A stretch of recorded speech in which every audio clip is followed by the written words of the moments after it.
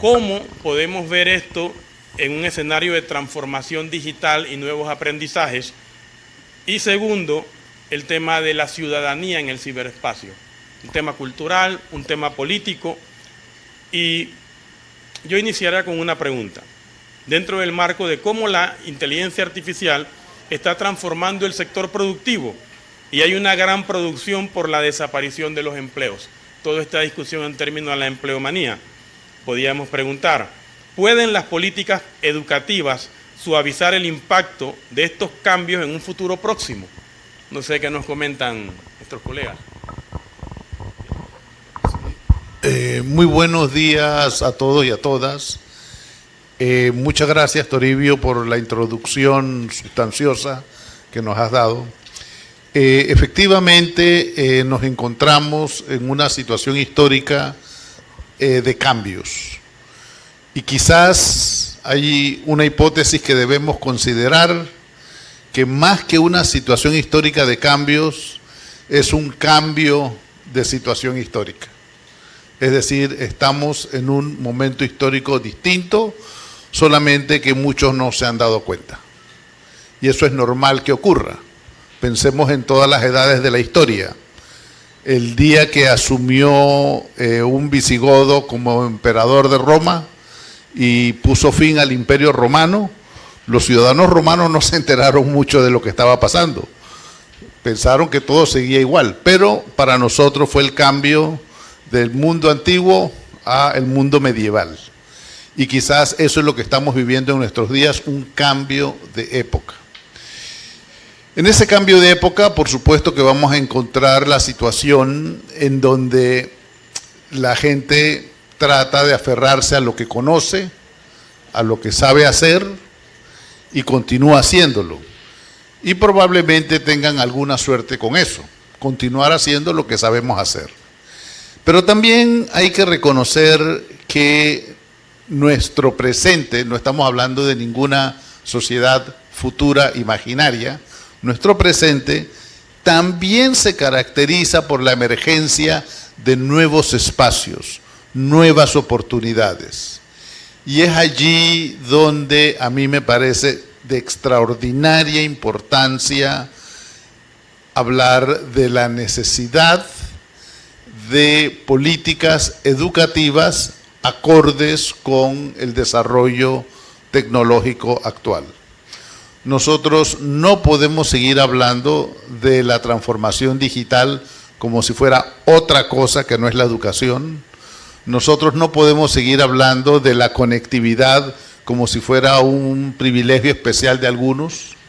No, esas son cosas que son parte de la educación hoy y que todas las personas deben tener acceso. ¿Cómo lo vamos a hacer? ¿Cómo se va a financiar? Bueno, esa es una pregunta grande. Pero la idea es que cuando estamos hablando de transformación digital, no lo veamos como algo que beneficia a unos, sino que es algo que se refiere a la educación como un todo. Y segundo, que la conectividad tiene que beneficiar a todas las personas, a todos los estudiantes tienen que tener acceso a la Internet y obviamente allí surge la cuestión de que hay que aprender a usar la inteligencia artificial. Hoy en día la inteligencia artificial significa muchas cosas. Significa ese tipo de preguntas sencillas que hacemos. Por ejemplo, ¿dónde puedo adquirir tal objeto? Y claro, la inteligencia artificial le va a decir, bueno, hay estas tiendas, estos lugares, etcétera. También hay la inteligencia artificial que llaman generativa, que es la que produce textos. Esa inteligencia artificial es muy usada en la academia, pero yo diría que es muy mal usada en la academia. Y creo que casi todas las personas aquí van a tener un cierto recelo con ese uso de inteligencia artificial que llamamos generativa, porque se presta para los actos deshonestos. En vez de ponerme a estudiar un tema y a redactar una respuesta, se lo pregunto a la inteligencia artificial y se lo mando igualito al profesor, ¿verdad? obviamente eso hay que llamarlo por su nombre, eso es deshonestidad. Eso no es lo que el profesor quiere y eso es un mal uso de la inteligencia artificial. La inteligencia artificial es para que lo usemos como una fuente, como una ilustración. Necesitamos datos, necesitamos nombres, necesitamos fechas, que nos va a tomar mucho tiempo buscar en los libros. Entonces se la podemos preguntar a la inteligencia artificial. Pero eso son solamente informaciones, fuentes para que lo usemos haciendo nuestro trabajo. Es decir, la inteligencia artificial en ese sentido es una herramienta. Es algo que nos va a ayudar a hacer nuestro trabajo y eso hay que enseñarlo también. No solamente hay que insistirle a los estudiantes en que pueden usar la inteligencia artificial para una serie de tareas, porque es rápida, porque es bastante eficiente, no está 100% a prueba de errores. Por lo menos en la fecha en que estamos, la inteligencia artificial generativa sí puede contener errores y hay que entender por qué eso ocurre, pero al mismo tiempo hay que enseñar reglas éticas. Hay que insistirle a los estudiantes en no cometer actos deshonestos con el uso de la inteligencia artificial. Y a mí me gustaría mucho que separáramos esa deshonestidad que se comete con la inteligencia artificial del uso de la inteligencia artificial. Es decir, podemos hacer uso de esas herramientas de una manera muy positiva. Así que yo diría, Toribio, que para enfrentar el tema de los empleos, que es un tema que se va a dar, no hay lugar más adecuado que la universidad. Es decir, hay que buscar la manera de generar nuevos aprendizajes desde los profesionales más jóvenes, desde los estudiantes.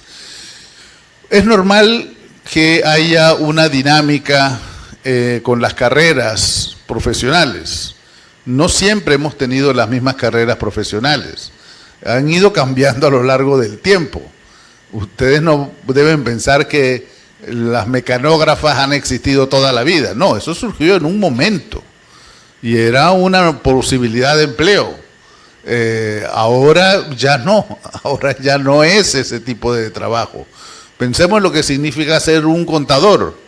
Quizás eso surgió en determinado momento con cierta tecnología, como que era una carrera que estaba bien, era reconocida, era bien pagada, pero quizás ahora se va a necesitar un 5% del número de contadores que antes se necesitaba.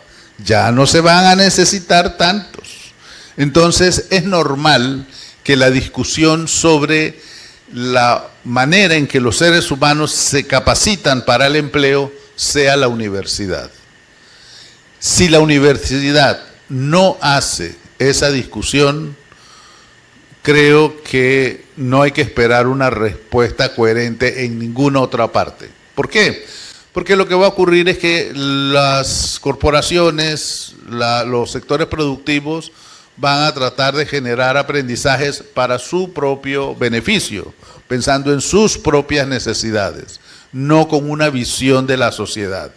Así que yo diría que la apuesta por la introducción seria, coherente, contundente de la transformación digital en el currículum educativo y el aprendizaje de inteligencias artificiales es un reto que la universidad tiene que afrontar ya. Cuando hablamos de educación, yo pondría el primer énfasis en la educación pública. Toda la educación es pública, pero me refiero a la educación que es administrada desde el Estado.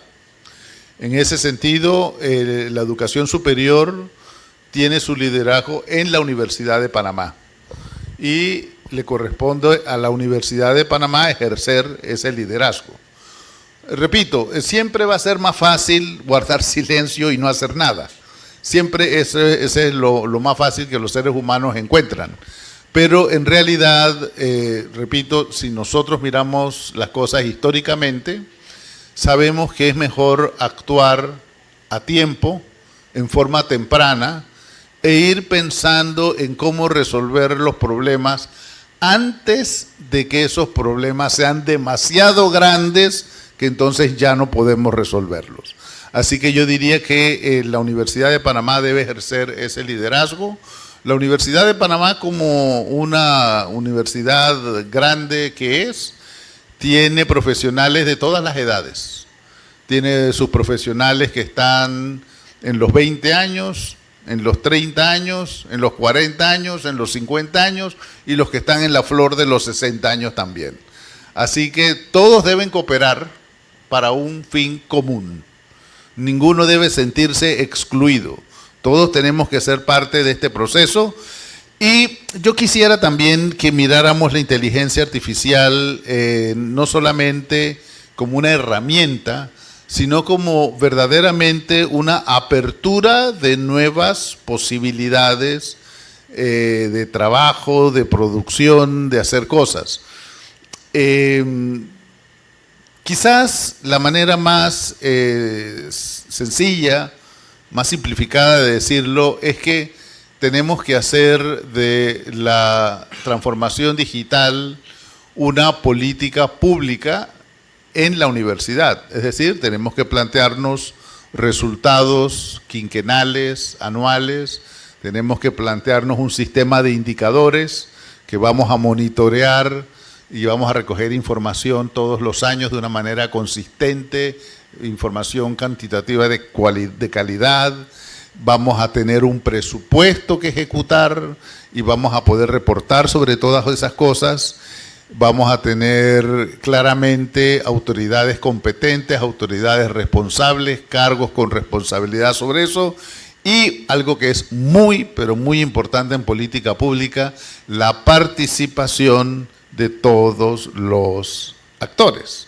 Es decir, es una política pública que debe convocar tanto a administrativos, docentes como estudiantes. Y hay que escucharlos sobre qué dificultades o qué obstáculos experimentan en la práctica, porque debemos mirarlo como un proceso de todos y es un proceso que contribuye al país.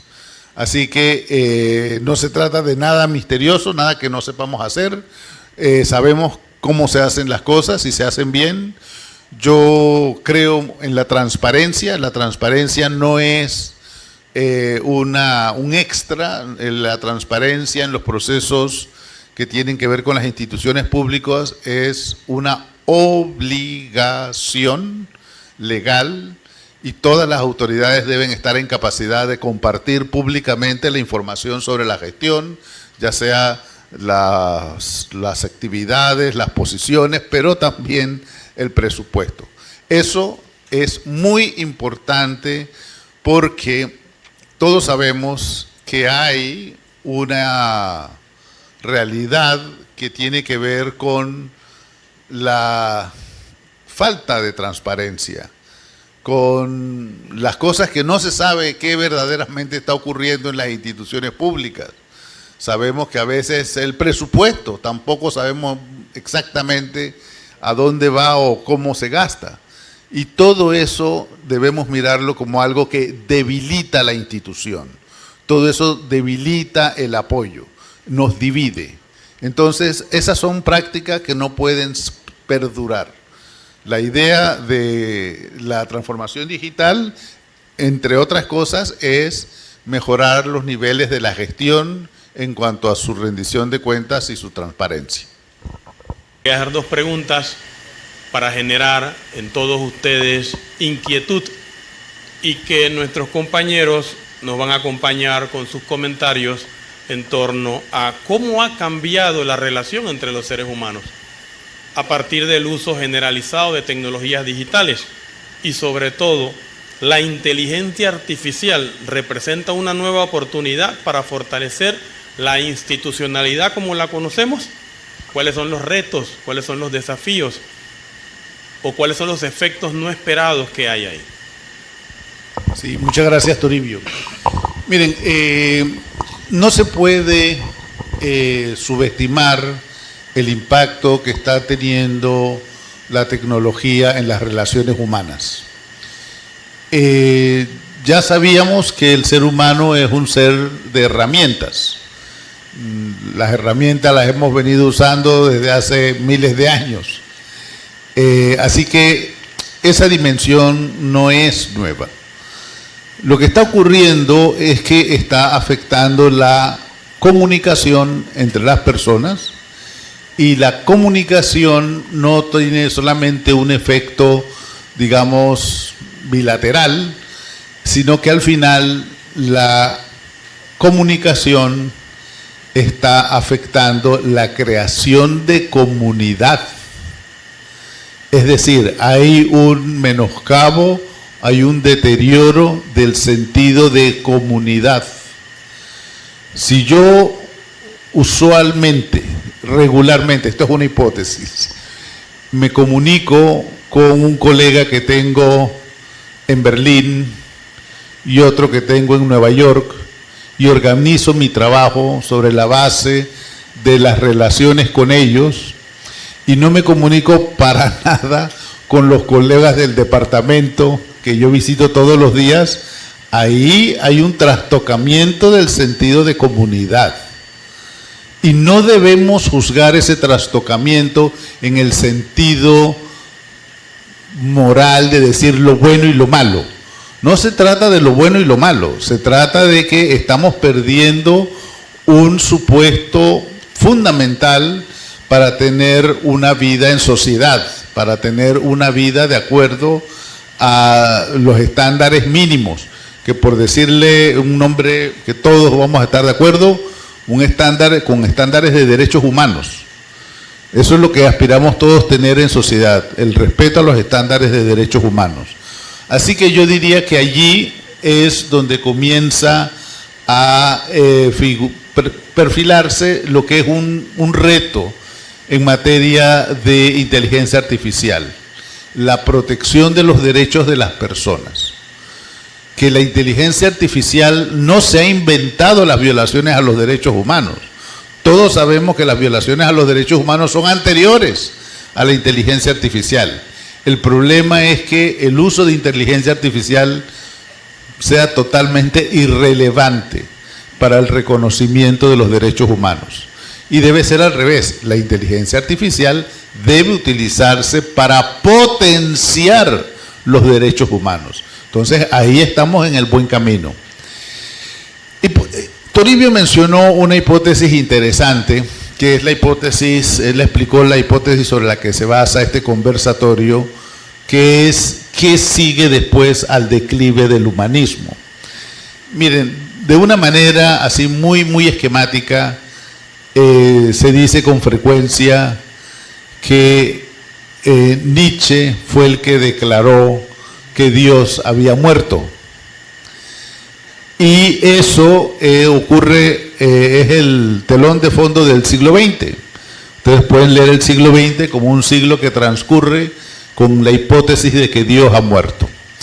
En el último cuarto, los últimos 30 años del siglo XX, comenzó a desarrollarse una hipótesis sobre la base de la de Nietzsche, pero aún más potente.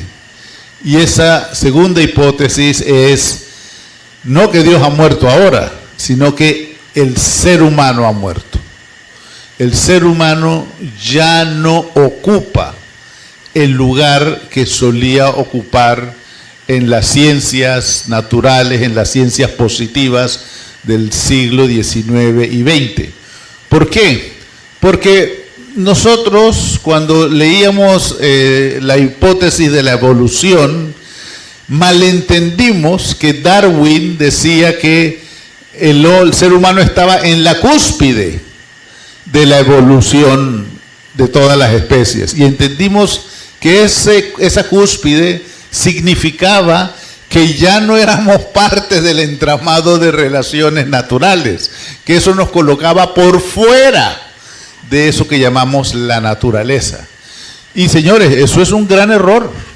El ser humano no está fuera del entorno natural. Todo lo que hace el ser humano está dentro del entorno natural. Todo lo que desarrolla el ser humano es parte de la relación con otras especies biológicas, plantas y animales. Por eso es que en la maestría en la que trabajamos con el profesor Toribio y el profesor Con, la maestría en filosofía práctica, y a mí me correspondió dar el primer curso, yo empiezo leyendo a Spinoza. Tenemos que volver a recuperar un sentido del ser humano que nos conecta con la naturaleza. No podemos partir de un ser humano que está allá arriba solito en la cúspide de toda la evolución. No, es al revés. Un ser humano que está inmerso en relaciones con todas las especies biológicas. Así que eso es un tema que evidentemente está siendo revisado hoy en día. Hay dos hipótesis para revisar ese tema de las relaciones entre los seres humanos o el lugar del ser humano en el cosmos. La primera hipótesis, la que mencionó Toribio, es el transhumanismo. El transhumanismo quiere decir que en realidad lo que ocurre con la tecnología tal como se ha desarrollado en nuestros días, es que potencia al ser humano. El ser humano puede hacer lo que hacía antes, pero mejor. Puede hacer lo que hacía antes, pero puede hacerlo más. Es decir, si a usted antes le tomaba una semana escribir un artículo, ahora lo puede hacer en una tarde. Porque toda la investigación y todos los resúmenes que necesita lo puede generar en materia de minutos. Entonces, eso es una manera de ver las cosas, como el potenciamiento del ser humano. Eso es lo que significa la hipótesis transhumanista. El uso de la tecnología de esa manera tiene varios problemas. Sam Altman, que es el cofundador de la corporación OpenAI, que ha trabajado en esto desde hace unos buenos años, dijo recientemente que hay 3 hipótesis con la inteligencia artificial que son las que causan problemas. La primera hipótesis es que alguien se va a apoderar de las herramientas de la inteligencia artificial para hacerle daño a los demás. Es decir, la hipótesis del espíritu maligno. Esa hipótesis del espíritu maligno siempre la vamos a tener allí porque nuestra información es muy limitada. Y como no tenemos suficiente información, comenzamos a especular y a inventar cosas. Y es muy fácil inventar que cualquier cosa mala que nos ocurre es que hay un ser maligno detrás de eso. Y ese ser maligno está utilizando la tecnología para dañarnos. Así que la hipótesis del ser maligno es algo que es el resultado siempre de especulación. No hay ahora mismo nadie que tenga el poder de toda la inteligencia artificial. No hay ninguna corporación, no hay ningún gobierno que tenga todo el poder. Siempre lo que uno hace es diferente de lo que otro hace, compite con lo que uno hace, en fin. Es un mundo que todavía se rige fundamentalmente por reglas de competencia. La segunda hipótesis de la que hablaba Sam Altman era la hipótesis del caos. El caos significa que esto de las computadoras y la cosa digital y el internet está creando un caos en el mundo en el que nadie va a saber poner orden. Entonces, claro, si uno no conoce las potencialidades de la tecnología, si uno no conoce para qué sirven y hasta dónde pueden servir, el mundo se le presenta a uno como un caos, porque uno no sabe para qué se usan las distintas tecnologías. Es decir, es otra vez el reconocimiento de que nuestra percepción negativa acerca del caos, del desorden, es el resultado de no saber, de no conocer. Articular los sistemas no es algo fácil. Articular los sistemas digitales requiere no solamente trabajo, sino equipos de trabajo bien alineados. Y eso va a ser el resultado de un liderazgo en la gestión pública. Así que por esa razón hay que considerar que la segunda hipótesis es algo que se puede resolver con las cosas que ya conocemos. No tiene por qué haber caos. El caos es el resultado de no entender lo que estamos haciendo. Pero hay una tercera hipótesis, dice Sam Altman, que es la dura. Sam Altman dice que lo que también es parte del temor que hay con el uso de la inteligencia artificial es cierto tipo de orden, cierto tipo de que todo está funcionando, pero nadie tomó la decisión de que funcionara de esa manera. No hay ningún responsable humano que decidiera que las cosas funcionaran así. No hay ningún autor, no hay ninguna institución, no hay ninguna autoridad que haya decidido hacer las cosas de determinada manera. Pero el sistema está funcionando. Entonces, esa hipótesis es lo que nos lleva, en realidad, a las reflexiones que en la filosofía se hacen desde el movimiento posthumanista. ¿Qué es el movimiento posthumanista? Engloba toda una serie de autores, y esos autores básicamente lo que nos expresan es la preocupación porque el ser humano ya no está solo en tomando decisiones éticas y políticas en este mundo.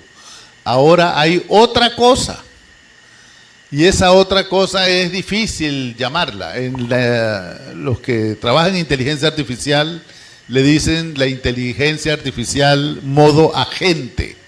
Es una inteligencia artificial que hace cosas, organiza cosas, gestiona cosas. Y quizás algunos de ustedes habrán visto en internet una situación que fue grabada y que es muy cómica, pero es real, que había una persona que manejaba las reservas de vuelos a través de una inteligencia artificial. Una empresa tenía, en vez de contratar a una persona, tenía una inteligencia artificial para administrar todas las solicitudes de reserva de vuelos que le llegaban. Y otra persona, a su vez, tenía una inteligencia artificial para solicitar reservas de vuelos. Así que quedó hablando una inteligencia artificial con otra inteligencia artificial. Entonces, eso ya se está dando. Repito, eso no es el futuro, señores. No estamos hablando de un futurismo, de una cosa ficticia. No, no. Eso es algo que ya está ocurriendo. Y por lo que sabemos, cada vez va a ocurrir con mayor frecuencia. Cada vez va a abrazar más y más instituciones y más relaciones.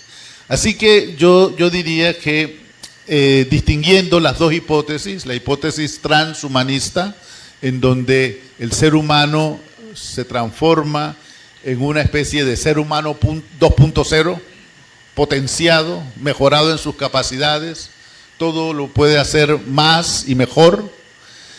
Y la otra hipótesis, que es en donde ya no vamos a tener el pleno control que creíamos que teníamos, y que es la hipótesis del humanismo. La historia la hacen los seres humanos. Bueno, esa hipótesis de que la historia la hacen los seres humanos, de repente está conociendo ahora una etapa histórica en donde hay decisiones importantes que ya no la toman los seres humanos. Entonces, esa otra cosa es un peligro, es realmente algo que hay que monitorear y hay que estudiar bien. Por esa razón, yo les diría que al momento de pensar en inteligencia artificial, hay que pensar en dos dimensiones. Primero, la protección, lo que decíamos antes, de los derechos de las personas.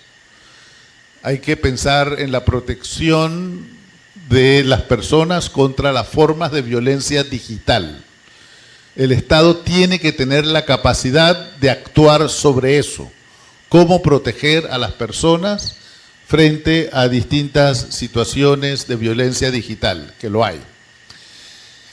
Pero otro grupo de investigaciones y reflexiones es sobre eso que llamamos la gobernanza. Es decir, ¿quiénes son las autoridades que deben tener una competencia, pero competencia no formal, legal, competencia real, de saber, de entender un problema que está ocurriéndole a otras personas o que está ocurriendo en el manejo o en la implementación de ciertos procedimientos? Es decir, ahora mismo tenemos una situación que es muy peligrosa, y es que la inteligencia artificial la manejan corporaciones de derecho privado. Eso es lo que es un problema, porque el Estado no entiende, no sabe y no tiene competencias para intervenir en esas corporaciones. Así que yo les diría que es muy fácil entender los dos grupos de reflexiones a los que, digamos, estamos obligados. Por una parte, la protección de las personas, y por otra parte, el volver a encontrar un equilibrio en las decisiones que se toman desde el sector privado y desde el Estado. Miren, me gusta que yo no estoy solo entre los que están preocupados. Creo que hay muchas personas que estamos preocupados con este tema, y mis reflexiones vienen estrictamente no de un ocio académico, sino de la preocupación que esto me genera. Hay muchas dimensiones del problema, y es lógico que no tenga mucho sentido ocuparnos de las dimensiones del problema que están más lejos de nosotros. Evidentemente, las grandes corporaciones tecnológicas, nosotros aquí desde Panamá, el Estado panameño, es muy poco lo que va a poder hacer. Pero sí es un nuevo espacio de acción del multilateralismo. Es decir, Panamá puede fortalecer espacios regionales o suprarregionales en conexión con otros estados para regular a estas corporaciones de derecho privado. Así que yo diría que esa es una manera de volver a renovar la confianza en el multilateralismo. Pensar que Panamá solito quizás está difícil, pero si Panamá es parte de organismos regionales que han enfocado esto adecuadamente, se pueden lograr esas regulaciones que queremos. Y créanme que para la Unión Europea es difícil, pero lo están haciendo. Ya hay regulaciones que son interesantes de la Unión Europea. Así que ese es un camino a seguir. Pienso que hay que mirar las cosas que están cerca de nosotros, ¿verdad? Díganme ustedes, ¿cuál es la institución que está más cerca de nosotros? La Universidad de Panamá. ¿Cuántos negocios privados de internet debe haber en la Universidad de Panamá? Díganme. ¡Ninguno! ¡Ninguno! El internet debe ser gratis para todos los estudiantes universitarios en el campus, para todos los profesores. Eso tiene que existir ya. No hay manera que uno pueda decir que no tengo recursos o no se me había ocurrido. Ya. Eso se puede hacer ya. Todas las personas entran con su código, con su cédula y se conectan al internet en el campus universitario. Y si hay varios campus universitarios, en todos los campus universitarios. Y los profesores y los administrativos también. ¿Se dan cuenta? Eso es entender el sentido de la acción. No decir, es que es un tema muy grande y no vamos a poder hacer nada. No, no, no. Allí donde estamos cerca, allí donde se pueden hacer las cosas. Miren, en la maestría en filosofía práctica, que tuvimos como cerca de 20 estudiantes, hay algo que yo les decía, a mí me gustó de la maestría, de ese grupo de maestría en filosofía práctica, una experiencia que en realidad no había tenido hasta ahora. Y es que me encontré allí con profesionales que venían de Darién, de Bocas del Toro, de Los Santos, de Coclé, de Panamá Oeste, y llegaban físicamente al salón todos los fines de semana. Para mí esas personas son héroes de la filosofía, porque eso denota un compromiso real con su formación. Hay que creer en los aprendizajes para hacer esto a lo largo, no de un curso, a lo largo de varios años. Así que a mí me gustó mucho esa experiencia de que ellos mismos estaban conscientes de que el grupo venía de distintas provincias, y yo una idea que les repetí una y otra vez en cada clase de los distintos cursos que pude darles, es que tienen que crear comunidad. Uno no puede pensar en los estudios que uno hace, sobre todo a este nivel, como algo que solamente le incumbe a uno. Hay que aprender a crear comunidad. Y comunidad significa comunidad de preocupaciones, pero también comunidad de acciones y también comunidad de protección de los derechos, comunidad en los beneficios que se obtiene. Todo eso es parte de ser comunidad, pero para eso se necesita una interacción franca, honesta, y se necesita eso que se llama la presencialidad también. Hay que aprender a crear comunidad en los espacios en los que literalmente nos encontramos y podemos vernos. Mi referencia, que creo que estuvo un poco incompleta a lo de Nietzsche antes, es que en realidad el problema no es tanto la lectura de Nietzsche hoy, sino la lectura de los autores, los filósofos, que como Deleuze y otros llamamos postestructuralistas. El postestructuralismo lo que hace es que desvalora los derechos. Entonces dice, el ser humano, qué arrogante, cree que tiene derechos. No tiene derechos.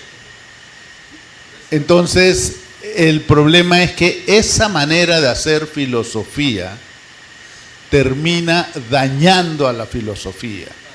Esa manera de reflexionar filosóficamente diciendo, es que tus reflexiones filosóficas son pura falsedades y ficciones. Entonces, cada vez que generalizamos de esa manera, estamos haciéndole un daño a la filosofía y a la capacidad del ser humano de hacer filosofía. Entonces, mi apuesta a que hagamos comunidad es apuesta también a que hagamos filosofía. De todas las áreas en que se puede obtener información de la inteligencia artificial, créanme que la más complicada y la más de menos calidad de todas es filosofía, quizás comparado con la teología. ¿Por qué? Porque esas capacidades son capacidades humanas muy profundas. Y es eso lo que hay que motivar. Hay que motivar al ser humano a que vaya a lo profundo de sí mismo, en sí mismo y con otros. No que nos quedemos en la superficialidad de las cosas, porque es en la superficialidad de las cosas donde nos van a reemplazar. Miren, hay una investigación de Shoshana Zuboff, una profesora de Chicago, creo que es. Ella publicó hace un par de años una obra que se llama algo así como El capitalismo o la era de la vigilancia del capitalismo, o del capitalismo de la vigilancia. Y ella lo que dice es que hay no nos estamos confundiendo cuando pensamos en las grandes corporaciones tecnológicas que tienen claramente una visión, digamos, emparentada con la derecha ideológica, reducción del Estado, plena libertad para el capital, son visiones conocidas. Y cuando conectamos eso con el fascismo, estamos cometiendo un error. ¿Por qué? Porque el proyecto del fascismo siempre fue un proyecto de Estado. Se trataba de el Estado fascista. Y lo que estas corporaciones quieren es que no haya Estado. Así que en realidad no es el mismo proyecto, por más que hay algunos parentescos en los discursos. Entonces tenemos que comenzar a pensar de una manera política también en relación con la inteligencia artificial. La manera política de pensar en la inteligencia artificial, no solamente la ética, la humana, que ya hemos conversado, es pensando en que tenemos una situación histórica en donde las democracias están siendo reemplazadas o menoscabadas por corrientes autoritarias de la política. Entonces, no podemos morder el anzuelo y pensar que hay un tipo de autoritarismo que nos va a beneficiar, que hay un tipo de autoritarismo que al final va a ser bueno porque nos va a salvar de alguna cosa. No, cualquier forma de autoritarismo al final lo que va a hacer es facilitar la transición a un autoritarismo de derecha. Por lo tanto, la única salida es insistir en las instituciones democráticas, insistir en el respeto a las personas, en la participación de las personas y facilitar ese empoderamiento de las personas en manejo de tecnología, en qué es lo que se puede hacer o no hacer con inteligencia artificial, y nunca ignorar la dimensión ética en el uso de la tecnología. Así que yo diría que es un programa sencillo de decir, es difícil de hacer, pero sí es algo que tenemos que tener claridad de que desde la universidad para nosotros esto es muy importante.